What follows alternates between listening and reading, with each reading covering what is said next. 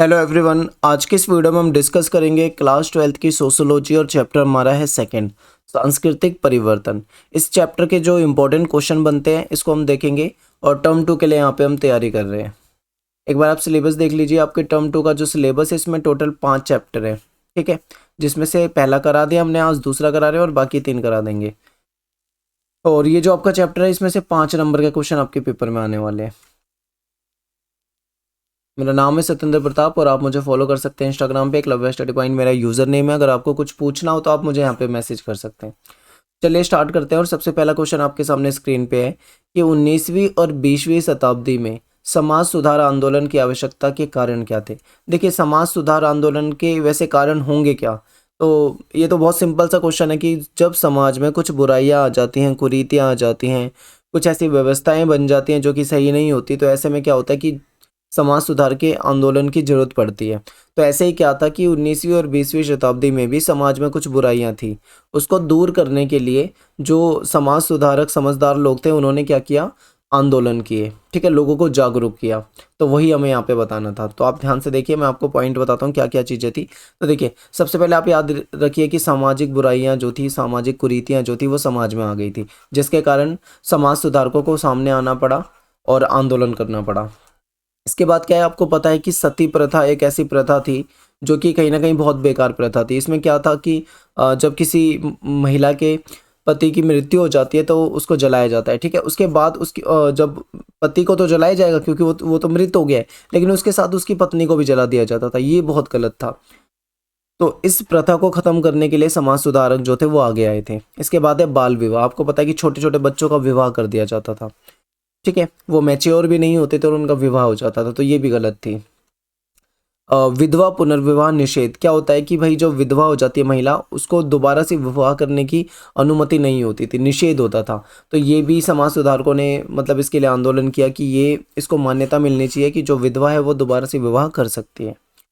और जाति प्रथा, आपको पता है, समाज की एक ऐसी बुराई थी जिसमें क्या होता था कि कुछ जातियों को उच्च जाति का दर्जा दे दिया गया था, कुछ जातियों को निम्न जाति का दर्जा दिया हुआ था। इसमें क्या था कि भेदभाव था, जो कुछ नीची जातियां मानी जाती थी उनके साथ भेदभाव होता था। तो ठीक है, तो ये कुछ बुराइयां थी। इसके कारण जो सामाजिक आंदोलन हुए, जो समाज सुधारकों द्वारा, ठीक है, लोगों को जागरूक करने के लिए ये किए गए थे। आई होप आपको समझ में आया होगा। बहुत ही आसान क्वेश्चन है, लेकिन याद रखना ये प्रीवियस ईयर का क्वेश्चन है, पेपर में आया हुआ क्वेश्चन है और रिपीट होता है कई बार। अगला प्रश्न आपके सामने है कि समाज सुधार के कार्य उपनिवेशवाद के पहले भी हुए थे। तो यहाँ पे अगर मैं ऐसे लिख दूं, क्या समाज सुधार के कार्य उपनिवेशवाद के पहले हुए थे, तो भी हमारा क्वेश्चन बिल्कुल सही बनेगा, ठीक है। तो हम बोलेंगे यस, उपनिवेशवाद के समय में ही थोड़ी ऐसा हुआ है कि मतलब समाज सुधार के काम हुए, इससे पहले भी हुए थे, इसके बाद भी होते रहे हैं। तो ये चीज़ें आपको याद रखनी है। तो क्या क्या है हम इसे समझते हैं। देखिए, आपको पता है कि जाति है हमारे समाज की एक बहुत प्राचीन संस्था है, बहुत पुराने समय से है, और जातिगत भेदभाव भी काफ़ी लंबे समय से है। तो जो जैन धर्म था, इसने जातिगत भेदभाव का विरोध किया था, ठीक है, जैन धर्म में। बौद्ध धर्म के जो लोग थे इन्होंने भी क्या किया, जाति प्रथा जो थी इसके खिलाफ आवाज उठाई, ठीक है। इसके बाद देखिए, जो लिंगायत समुदाय था जो कर्नाटक का है, इसने भी जाति प्रथा का विरोध करा। यानी जाति प्रथा हमारे समाज की एक ऐसी बुराई आप कह सकते हो जिसमें क्या होता था कि भेदभाव होता था। तो चाहे जैन धर्म हो, चाहे बौद्ध धर्म हो, चाहे लिंगायत हो, सभी ने क्या किया है, जाति प्रथा का विरोध किया है। इसके अलावा भक्ति आंदोलन जो हुए, उन्होंने भी समाज में जो बुराइयां थी उसको दूर करने का प्रयास किया। तो हम कह सकते हैं कि उपनिवेशवाद से पहले भी भारतीय समाज में या फिर हमारे समाज में सुधार के या फिर सामाजिक सुधार के काफ़ी प्रयास हुए। तो ये आप आंसर में लिख सकते हो। अगला क्वेश्चन देखिए कि ऐसे समाज सुधारकों के बारे में चर्चा कीजिए जिन्होंने सामाजिक कुरीति के खिलाफ आवाज़ उठाई। तो ऐसे समाज सुधारक कौन है, तो इनके बारे में देखते हैं। देखिए, राजा राममोहन राय के बारे में आपने पढ़ा है, इन्होंने सती प्रथा का विरोध किया था, इसके खिलाफ आवाज़ उठाई थी, ठीक है। रानाडे की अगर हम बात करते हैं तो जो विधवा महिला होती थी उनको विवाह नहीं करने की अनुमति होती थी, तो रानाडे ने इस व्यवस्था के खिलाफ आवाज़ उठाई। इन्होंने कहा कि विधवा को पुनर्विवाह करने का मौका मिलना चाहिए, ठीक है, यानी इन्होंने विधवा विवाह का समर्थन कर दिया। नेक्स्ट है सर सैयद अहमद खां। इन्होंने क्या करा, इन्होंने कहा कि जो इस्लाम के अंदर जो स्वतंत्र अन्वेषण की बात कही, ठीक है। और नेक्स्ट है कि ज्योतिबा फुले। ज्योतिबा फुले जो थे, इन्होंने जातिगत भेदभाव थे, इसके खिलाफ आवाज उठाई थी। और महिला शिक्षा, महिला सशक्तिकरण के लिए भी आवाज उठाई थी। नेक्स्ट है जहां आरा शाहनवाज। इन्होंने क्या किया, इन्होंने बहु विवाह प्रथा के खिलाफ आवाज उठाई, जो मतलब एक से अधिक शादियां की जाती थी उसके खिलाफ इन्होंने आवाज उठाई थी। और ब्रह्म समाज की बात करें तो इन्होंने सती प्रथा का विरोध किया था। और राजा राममोहन रॉय राय जो थे, इन्होंने भी सती प्रथा का विरोध किया था। तो इस तरीके से हम कह सकते हैं कि किस किस ने कैसे कैसे मतलब आवाज उठाई। किसी ने महिलाओं की शिक्षा के मुद्दे को लेकर, किसी ने जाति के भेदभाव को लेकर, किसी ने स्वतंत्र अन्वेषण की बात की, किसी ने विधवा विवाह का समर्थन किया, किसी ने बाल विवाह का विरोध किया, तो किसी ने बहु विवाह प्रणाली थी उसके खिलाफ आवाज उठाई। तो अलग अलग जो समाज सुधारक थे उन्होंने अपने अपने अकॉर्डिंग जो भी उनको समाज में बुराइयां लगी उसके खिलाफ इन्होंने आवाज उठाई। ठीक है, तो आप ये याद रख लेना। तो ये इंपॉर्टेंट है, क्वेश्चन काफी पूछा जा सकता है। नेक्स्ट क्वेश्चन देखिए एक बार ध्यान से, सांस्कृतिक परिवर्तन को कितनी प्रक्रिया के रूप में देखा जा सकता है। तो देखिए इसको हम मेनली 4 प्रक्रिया के रूप में देखते हैं। संस्कृतिकरण कह सकते हैं, आधुनिकरण कह सकते हैं, लोकीकरण, या फिर इसको धर्मनिरपेक्षीकरण भी देखते हैं हम, और पश्चिमीकरण। तो ये 4 पॉइंट आपको बस याद रखने। क्वेश्चन ज़्यादा ये पूछा नहीं जाता पेपर में आपके, लेकिन हो सकता है क्या पता आ जाए। ज़्यादातर क्वेश्चन आपके में संस्कृतिकरण अलग अलग टॉपिक करके पूछ लेते हैं। संस्कृतिकरण क्या है, पश्चिमीकरण क्या है, आधुनिकरण क्या है, धर्मनिरपेक्षीकरण क्या है, इस तरीके से क्वेश्चन आते हैं ज़्यादातर। अगला क्वेश्चन देखिए, ये जो संस्कृतिकरण शब्द है इसकी उत्पत्ति किसने की। ये ना आपके शॉर्ट क्वेश्चन में पूछा जाएगा, और ये बहुत इंपॉर्टेंट क्वेश्चन है, इस चैप्टर का मोस्ट इंपॉर्टेंट क्वेश्चन पूछा जाता है। तो जो M.N. श्रीनिवास थे, इन्होंने क्या किया था, संस्कृतिकरण जो शब्द थी इसकी उत्पत्ति इनके द्वारा हुई थी। अगला क्वेश्चन है कि संस्कृतिकरण से क्या अभिप्राय है। मोस्ट इंपॉर्टेंट क्वेश्चन, काफी पूछा जाता है पेपर में। तो देखिए क्या होता है, मैं आपको बताता हूँ कि हर समाज में कुछ ऐसी जातियां होती हैं जिसको उच्च जाति का दर्जा दिया होता है। ठीक है, समाज में कुछ ऐसी जाति होती है जिनको उच्च जाति का दर्जा दिया होता है, और कुछ ऐसी जाति होती है जिसको निम्न यानी निचली जाति का दर्जा दिया होता है। तो जो निम्न जाति के लोग होते हैं वो क्या करते हैं, उच्च जाति के लोगों के विचारों को अपनाते हैं, उनकी जीवन पद्धति को, उनके मूल्यों को, उनके अनुष्ठान, उनके आदर्श, विचारधारा वगैरह का अनुकरण करते हैं, उनको अपनाते हैं। तो यही संस्कृतिकरण कहलाता है। ठीक है, तो आई होप आपको समझ में आएगा, बहुत आसान शब्दों में बताया। अब देखते हैं, देखिए जब निम्न जाति अथवा जनजाति या समूह के लोग, इसको सीधा सीधा एक शब्द में समझे, निम्न जाति के लोग जब उच्च जाति के लोगों की जीवन पद्धति को, या फिर उनके मूल्यों को, या उनके अनुष्ठान, उनकी आदर्श विचारधारा, इन सब चीज़ों का अनुकरण करें, इसको अपना लें, तो ये संस्कृतिकरण कहलाता है। ठीक है, उनके रहन सहन को, उनके तौर तरीके को, उनके खान पान को, इन सब चीज़ों को अपनाए तो इसे संस्कृतिकरण कहते हैं। ठीक है, तो बहुत ही आसान क्वेश्चन है। अगला क्वेश्चन है कि संस्कृतिकरण जो होता है उसके क्या प्रभाव है, बताना है आपको। तो संस्कृतिकरण का कोई एक प्रभाव नहीं है जो मैं आपको एक प्रभाव बता दूं, इसके बहुत सारे प्रभाव हैं। तो हम क्या कहेंगे कि संस्कृतिकरण जो है इसके बहुआयामी प्रभाव है, यानी कई सारे प्रभाव हैं। तो देखते हैं क्या क्या हो सकता है। देखें, संस्कृतिकरण के प्रभाव में देखें तो इसमें भाषा, साहित्य, विचारधारा, संगीत, नृत्य, नाटक, अनुष्ठान, जीवन पद्धति, ठीक है, इसमें देखे जा सकते हैं। यानी कि हम जब कोई निम्न जाति के लोग किसी उच्च जाति के लोगों की चीज़ों को अपनाते हैं तो उसमें क्या क्या अपनाते हैं, उनकी भाषा, उनके बोलने के तरीके को अपना सकते हैं, उनके साहित्य को, उनका जो लिटरेचर होता है उसको, उनकी विचारधारा को अपनाते हैं, उनका संगीत पसंद करते हैं, उनके नृत्य, नाटक, अनुष्ठान, उनकी जीवन पद्धति जो है, इन सब चीज़ों को अपनाते हैं। तो इन सभी क्षेत्रों में हमें क्या देखने को मिलता है, परिवर्तन देखने को मिलता है। इसके बाद देखिए, संस्कृतिकरण की प्रक्रिया जो है ये कहा जाता है कि हिंदू समाज के अंतर्गत विद्यमान है। ठीक है, लेकिन इसका मतलब ये मत समझना केवल हिंदू समाज में ऐसा होता है, बल्कि जो गैर हिंदू, देखो श्रीनिवास जी जो है इन्होंने ये भी कहा है कि जो गैर हिंदू होते हैं उन समाज में भी ऐसी प्रक्रिया देखी गई है कि वो भी मतलब अपने यहाँ के जो उच्च वर्ग होते हैं उनकी चीज़ों को अपनाते हैं। तो हम इसको ये भी कह सकते हैं कि हिंदू समाज के अंतर्गत भी अपना विद्यमान है, और जो गैर हिंदू समाज है उसमें भी ये चीज़ देखी गई है कि वो भी इन चीज़ों को अपनाते हैं। तो ये इसके कुछ प्रभाव हो जाएंगे। आगे देखिए, और श्रीनिवास जी जो हैं समाजशास्त्री, ये क्या कहते हैं समझिए, इन्होंने विभिन्न क्षेत्रों का अध्ययन किया और उस अध्ययन में ये पाया कि ये प्रक्रिया देश के विभिन्न हिस्सों में अलग अलग तरीके से होती है, क्योंकि देश जो है अपना बहुत बड़ा है, बहुत ज़्यादा विविधता है हमारे देश में, अलग अलग जाति, अलग अलग धर्म के लोग रहते हैं, अलग अलग विचारधारा के लोग रहते हैं। तो ऐसे में क्या है कि देश के अलग अलग हिस्सों में ये अलग अलग तरीके से अपनाया जाता है। ठीक है, जिन क्षेत्रों में उच्च स्तरीय सांस्कृतिक जातियां प्रभुत्वशाली थी वहाँ पे आप देखोगे तो उस क्षेत्र की जो संपूर्ण संस्कृति है उसमें किसी न किसी स्तर पे आपको ये संस्कृतिकरण जरूर देखने को मिलेगा। ठीक है, यानी पूरे समाज में हर जगह कहीं ना कहीं ये चीजें हमें जरूर देखने को मिलती हैं।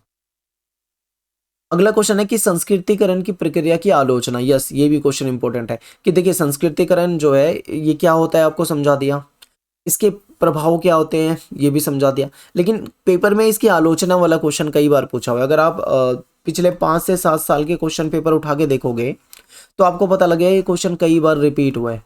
तो जो रिपीट क्वेश्चन होते हैं उनके चांस भी ज़्यादा होते हैं रिपीट होने के, तो हो सकता है आपके पेपर में आ जाए। तो इसे याद रखिए कि संस्कृतिकरण की जो प्रक्रिया है इसकी आलोचना समाजशास्त्री जो लोग हैं उन्होंने कैसे की, क्यों की, तो इसको देखते हैं। तो देखिए संस्कृतिकरण की जो अवधारणा है, इसका जो कॉन्सेप्ट है, इसका कई स्तर पे आलोचना हो चुकी है। ठीक है, तो संस्कृतिकरण की प्रक्रिया में देखिए क्या है कि इसमें कहा जाता है कि सामाजिक गतिशीलता है, कुछ का सामाजिक गतिशीलता यानी परिवर्तन समय के समय आता रहता है। कुछ का कहना है कि इस प्रक्रिया में कोई संरचनात्मक परिवर्तन नहीं होता। कुछ लोग ऐसा कहते हैं कि इसमें कोई स्ट्रक्चर नहीं चेंज होता।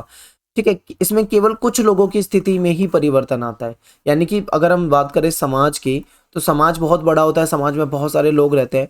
तो कह रहे हैं कि समाज में इतने सारे लोग रहते हैं, सभी के जीवन में ऐसा परिवर्तन नहीं आता, केवल कुछ लोगों के जीवन में ये परिवर्तन आता है, ये कहना चाह रहे हैं। ठीक है, तो आई होप आपको ये समझ में आया होगा, बहुत ही आसान पॉइंट है। इसके बाद देखिए संस्कृतिकरण की अवधारणा में उच्च जाति की जीवन शैली, उच्च और निम्न जाति के जो व्यक्ति हैं उनकी जीवन शैली जो होती है वो निम्न होती है। ठीक है, यानी जो ऊंची जाति के लोग होते हैं उनका जो लाइफ स्टाइल होता है वो बहुत ही हाई होता है।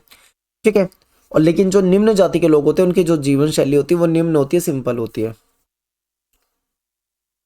इस प्रकार उच्च जाति के लोगों की जीवन शैली का अनुकरण करने की इच्छा को आवश्यक तथा प्राकृतिक स्वीकार कर लिया गया, जो कि सही नहीं है। देखिए हमेशा सही नहीं है। देखिए एक चीज ये भी है कि हमेशा मतलब इसको सही नहीं मान सकते। क्या पता भाई कुछ ऐसे निम्न जाति के लोग भी हों जो उच्च जाति के लोगों की चीजों को अपनाना ना पसंद करते हो, हमेशा थोड़ी ऐसा हो सकता है। तो यहाँ पे ये भी पॉइंट थोड़ा सा कह सकते हैं। तो देखिए इसमें आखिर कोई कह रहा है कि ऐसा हो सकता है, कोई कह रहा है ऐसा नहीं हो सकता है, ऐसा क्यों?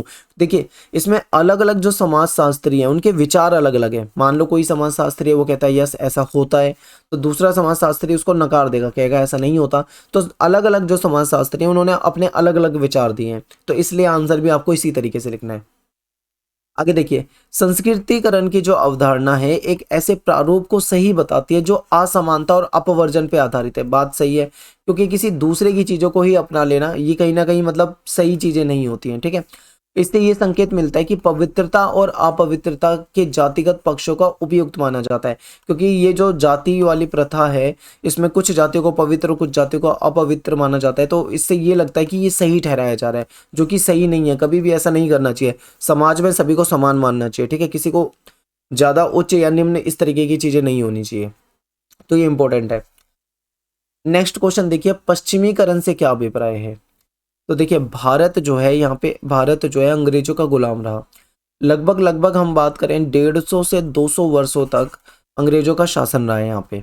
तो भारतीय समाज और संस्कृति पर लगभग 200 वर्षों के अंग्रेजों के शासन के परिणाम स्वरूप जो परिवर्तन आए हैं उसको पश्चिमीकरण का नाम दिया गया है। क्योंकि अंग्रेज जब भारत में आए तो उन्होंने भारतीय जो आर्थिक व्यवस्था थी उसको प्रभावित किया।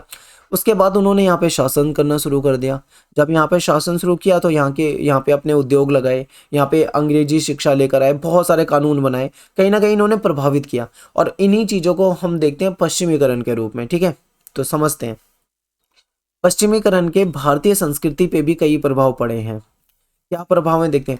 हाँ, ये देखिए कि नई नई टेक्नोलॉजी लेकर आए थे, संस्थाएं बनाई, विचारधारा में परिवर्तन हुआ, मूल्यों में परिवर्तन हुआ, रहन सहन जो था भारतीयों का उसमें बदलाव आया। क्योंकि आप देखते हो कि पहले सिंपल रहते थे। पहनावा, मैं आपको एक एग्जांपल दे देता हूँ, पहनावे से आपको समझ में आ जाएगा।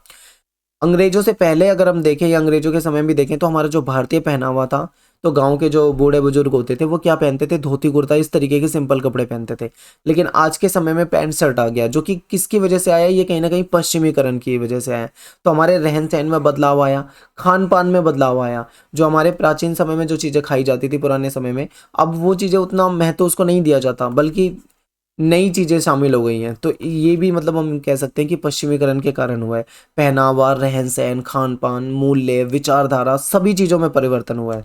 इसके अलावा देखो नए उपकरणों का उपयोग होने लगा, पोशाक जो है पहनावा वो बदल गया, खाद्य पदार्थ जो है वो बदल गए, आदतों में भी हमारे बदलाव हो गया, टेलीविजन वगैरह आ गया जिसकी वजह से काफ़ी परिवर्तन हुआ।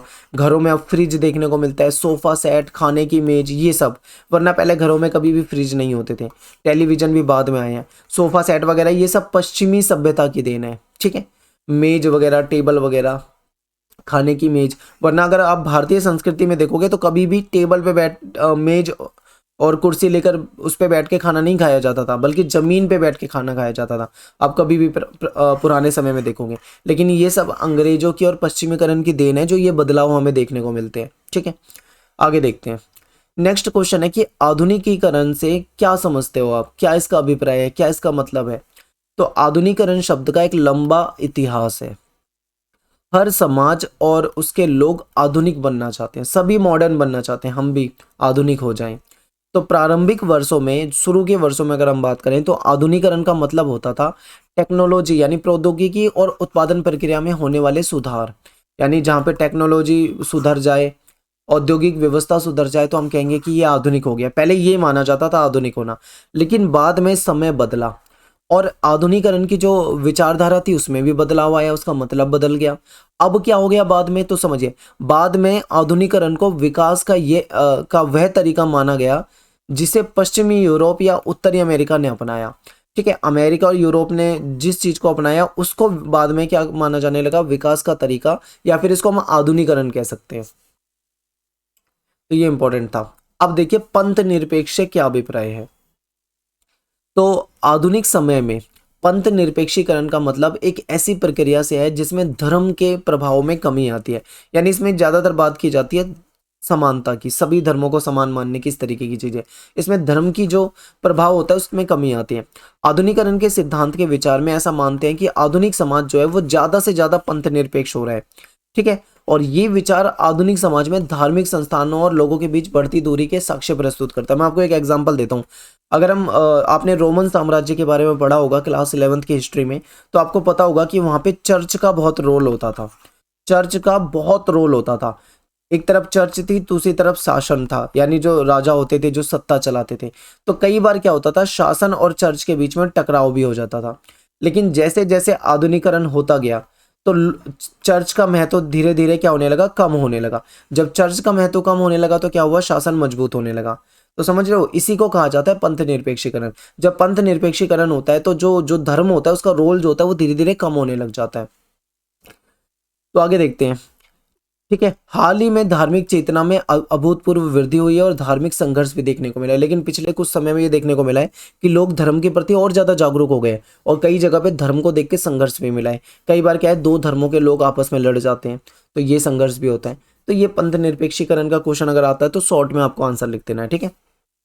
एनसीईआरटी बेस्ड है, जो भी मैं आपको बता रहा हूँ टोटल एनसीईआरटी बेस्ड है। अगर आप एनसीईआरटी पढ़ोगे तो सेम इसी लैंग्वेज में आपको एनसीईआरटी में मिलेगा, ठीक है। आगे देखते हैं जाति के पंथ निरपेक्षीकरण का मतलब क्या होता है। तो जाति के पंथ निरपेक्षीकरण का मतलब है कि इस पे मतलब विवाद बहुत ज्यादा है। पहले ये समझिए कि अलग अलग जो समाजशास्त्री हैं उनमें बहस बहुत हुई है इस टॉपिक को लेकर। तो देखते हैं, भारतीय समाज में जाति व्यवस्था जो है एक बहुत महत्वपूर्ण संस्था है, क्योंकि भारतीय समाज में हर व्यक्ति किसी न किसी जाति से संबंधित है और जाति एक ऐसी चीज है जिसको हम बदल भी नहीं सकते हैं, ठीक है। आज के समय में जाति राजनीतिक दबाव समूह के रूप में काम करती है।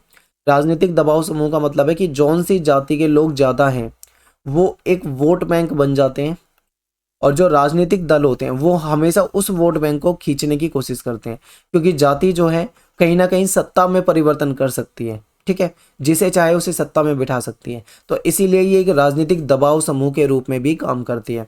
भारत में जाति संगठन और जातिगत राजनीतिक दलों का भी उद्भव हुआ है। आपको पता है कि कई सारे भारत में जाति वाले संगठन हैं जो SC ST OBC माइनॉरिटी वगैरह के लिए बने हुए हैं। बहुत सारी राजनीतिक पार्टियां हैं, जैसे कि यूपी में आप देखोगे बसपा, BSP, जो कि दलित वर्ग के नाम से चुनाव लड़ती है, ठीक है। तो अपनी अपनी जातियों की अलग अलग राजनीतिक पार्टियां भी बन चुकी हैं। ये जातिगत संगठन जो है अपनी मांग मनवाने के लिए सरकार पे दबाव भी डालते हैं।